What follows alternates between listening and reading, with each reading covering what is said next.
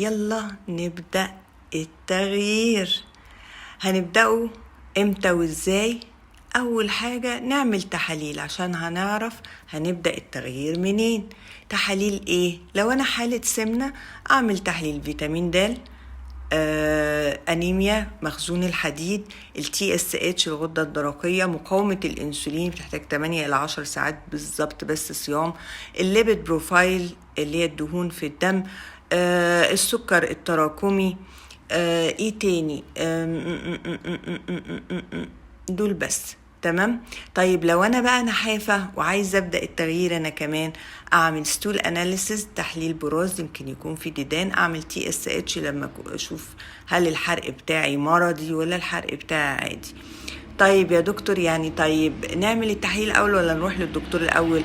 كده التحاليل معانا، الدكتور هيطلب تحاليل والتحاليل